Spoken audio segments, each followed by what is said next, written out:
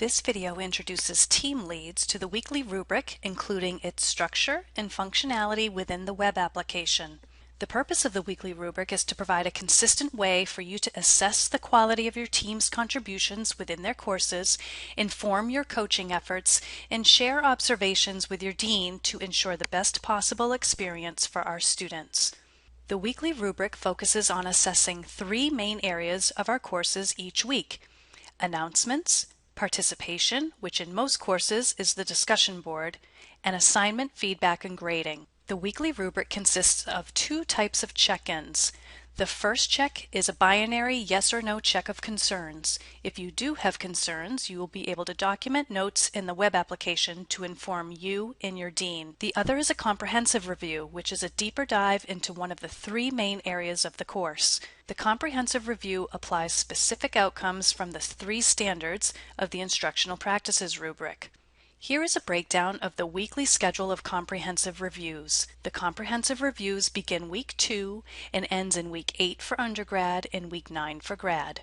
Binary checks continue through the end of the last week of each term. Let's take a closer look at an example of a comprehensive review. Week 2, for example, is a comprehensive review of all announcements. All announcements posted before week 2 will be reviewed and assessed according to the three standards of the instructional practices rubric. Specific outcomes for each standard have been chosen due to being most appropriate to the area of the course being reviewed. So for week 2, you will do a comprehensive review of the announcements posted to date. Personal presence will be reviewed in relation to the second outcome, which is communicates professionally and accessibly for promoting a positive learning environment. Instructional presence will be reviewed in relation to the first outcome, which is guide students' interactions to promote a positive and forward-moving learning environment. Finally, intellectual presence will be reviewed in relation to that standard's one and only outcome, which is applies professional expertise for creating practical, discipline-specific connections to maximize student achievement. Now that we've looked at an example, let's see how this looks within our web application. After logging into the web application, you will come to your dashboard view.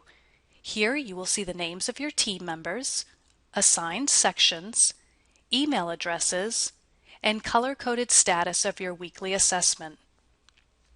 Scores will populate in the dashboard as you enter them each week.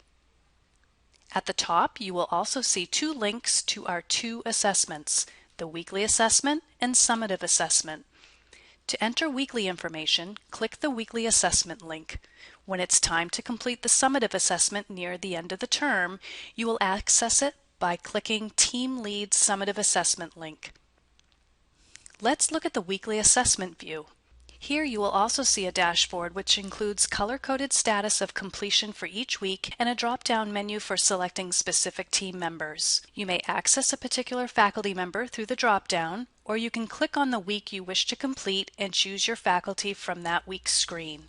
Once you choose your week, you will see only the items needed for review and assessment. Notice the comprehensive reviews is clearly identified. This is week 2, and the comprehensive review is for the announcements. Each of the three standards from the instructional practices rubric are represented along with the most applicable outcomes for this particular area of review. You will notice the outcome rotate, and all outcomes are represented and assessed throughout the term. Select your score from the drop-down for each outcome and provide notes in the Team Lead's Notes section. There is also a Dean Notes section which your dean may leave comments and feedback for your review. Next are the two binary checks. Remember, all three areas will be represented each week.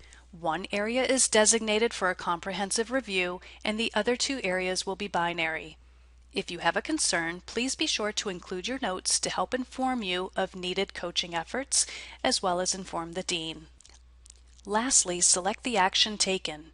If there are no concerns, you may not need any action. If you have concerns, select and be sure the appropriate action is taken. Be sure to click Save to save all submissions or cancel if you wish to discard.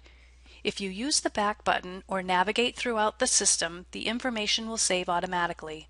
However, if you leave unexpectedly or close out without saving, your information will not be saved. You may submit once you have completed all entries for a faculty member. Once data is submitted, it cannot be edited. Submitting is used in order to update the status and completion of the color coding.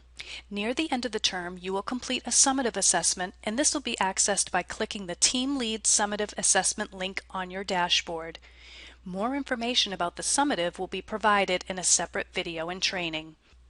Your dean can assist, and they will be holding weekly meetings with you and your teams. Be sure to discuss any questions or concerns and ask for assistance and clarification about the use of weekly and summative rubrics. The focus of the Instructional Practices rubric is qualitative in nature and lends itself well to coaching by our team leads.